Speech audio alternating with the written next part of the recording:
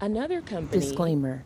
The involved following in information is intended for educational purposes only and does not constitute slander or libel, as the information was sourced from publicly available websites. Hello, and welcome to another podcast episode of Student Loan Protectors. I am your host, Nicole, and today I decided we should talk about some of the companies that are running rampant in California, posing as student loan servicers, but actually providing a service that can be done by most borrowers by themselves, certainly more effectively. Our number one on the list is going to be higher level processing. It is, per their website, not affiliated with any local, state, federal government agency or the Department of Education or any student loan servicer, lender, or provider. And they state that they are not a lender. They don't provide any legal advice, but they're an independent company that specializes in the administration of documents to assist debtors with necessary paperwork. I discovered on the website for the United States Consumer Financial Protection Bureau several complaints for this company. So it got me interested in just what they are doing. I ended up researching the Better Business Bureau, which has the lion's share of their complaints, and was most interested and fascinated by some of the responses given by that company to the complaints. I really can't believe that a professional company, would make some of the statements that they have put on the website. So I wanted to share them with you. The first complaint involves a customer, and it was submitted in November of last year. It states, I talked to a representative of the company on the phone on the 17th to discuss the request by them to update my billing information. I should have inquired years ago why I was paying them a monthly fee, because when I asked the gentleman what I was paying them for, he basically informed me that they were not providing any services to me anymore, so therefore I did not update my billing information because I would no longer be requiring their services, which were non-services. I received a cancellation email, and approximately a month later, they took 2 payments out of my bank account on 2 consecutive days. I contacted my bank and had the charges reversed. So their reply was quite interesting. So this is the reply of the higher level processing.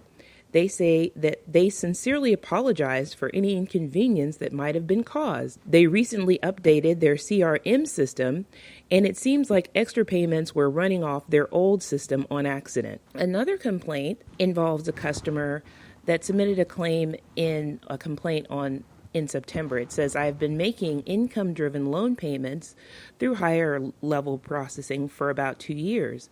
When it was time to recertify my income-driven payment, I did not receive any notification that it was time to complete the paperwork. My loan servicer, they've said that they're not, said that they sent email notification to the HPL email address, which I do not have access to. Then they withdrew roughly $900 from my account because they said the income-driven payment was not recertified. Higher level processing also has not sent me the annual paperwork since 2017 to fill out regarding my federal student loan forgiveness program. I am part of the teaching in Title I schools. I don't know why I am paying this third-party company an extra $30 a month on top of my payments and the paperwork when they are not even doing their job. I would like to cancel my contract. So higher level processing responded saying, after careful examination into the file, it seems like there have been some hiccups in regards to recertifying her. We understand her frustration with being asked for documents on multiple occasions. Sometimes these back and forths are necessary so we can achieve what we are being paid for. And that is to making sure she receives the lowest possible payment on her student loans, as well as being enrolled in the Public Service Loan Forgiveness Program. There is a reason why there is so much frustration with the Department of Education and student loans, and that is because they all require these documents on multiple occasions, and they can deny certain documents for no reason whatsoever.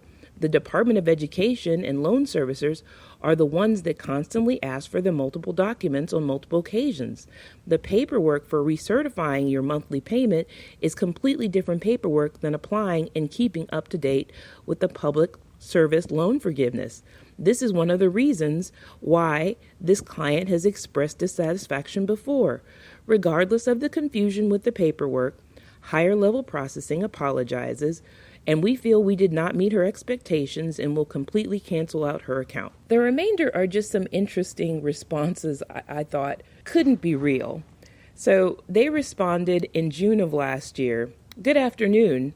Our email system was sending certain email addresses to a spam folder, therefore we did not see this complaint. Although you've closed out this complaint, we still wanted to respond to it and let you know we will be issuing the client the requested credit. And another interesting response by the company, and we are in communication with the client. Client had enrolled but ended up changing his mind within a couple of days of enrollment, and no work was completed. It appears that we have had some difficulties in communication with our attorneys, and the client has received this letter and calls in error. We sincerely apologize for any convenience this might have caused, and we can assure that his contract is completely canceled. Servicing is called, in California, is called ClearStart. ClearStart's website states that their disclaimer is that they are not affiliated or endorsed by the U.S. Department of Education, and that the content and information they provide doesn't reflect the views of the U.S. Department of Education.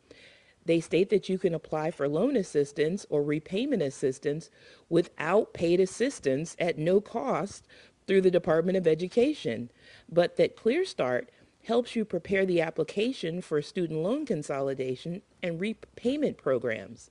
But they are not a loan servicer.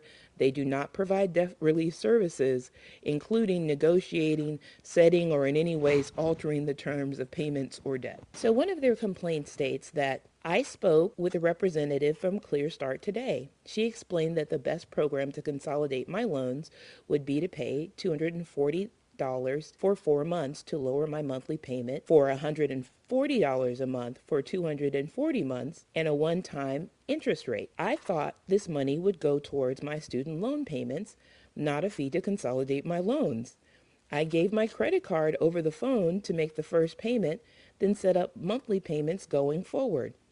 3 payments have been processed. I e-signed a document for the client agreement with my proof of income. I got an email about my FSA ID, and later I received an email and a phone call stating my payment was declined and confirmed payment over the phone again using my credit card. I was told this program was specific for my federal loans. However, I was notified by my loan provider that my private loans were put into forbearance and that my auto deposit from my bank account was stopped.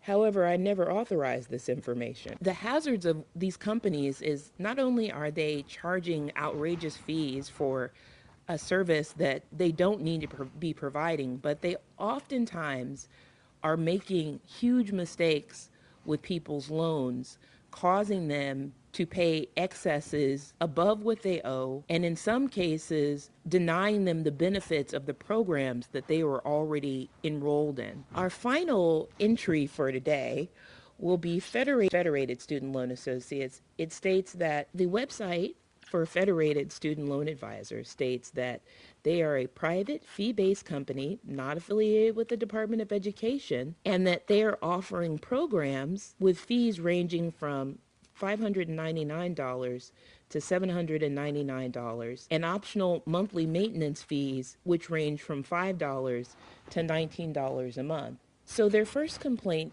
states, I was in touch because I'm part of the public loan forgiveness program, and I was wondering why my bill was going up, and come to find out that my income-driven payment plan was being submitted saying I have kids because I was using a company called Federated Student Loan Advisors who would send me for of the request every year, and I'd submit my pay stub information. They'd submit it to the Department of Education. I was alerted to the scam and made a note on my account, and I canceled my services with Federated Student Loan Advisors, but they ask you to sign the email, which feels kind of suspect. I alerted my bank as well so that they would stop any further payments, and will now just submit my payments directly and my paperwork each year on my own. The waiver of Federated Student Loan Advisors is performing financial processing and consolidation, servicing, monitoring, annual loan reconsolidation, and refilling services. To client mentioned no longer wishes to have those services. So another complaint states that the company called me and told me that an initial fee of around $800 would allow them to handle my student loan debt for $19 a month for 20 years. For a few years, they did as they said they would. However, now they have been taking the money from me, but they have not been applying it to my student loans, which are now in default because of them. I have left numerous messages and sent out emails to every worker I have dealt with there. I want them to get back to me. As you can see, California is ripe with these companies making money in the game of student loans. And the United States Department of Education has no qualms with these businesses operating to the detriment of borrowers. Not only the U.S. Department of Education, but the state of California, who is licensing these businesses, or so much has these businesses registered with their Secretary of State, has made no effort to stop what is clearly a scam type business. And most of these companies can be researched on the Secretary of State website for California, and you'll find that these are just regular individuals who have found a way to profit off of the hardship of others. They're in no way there for the benefit of helping borrowers pay back their student loans.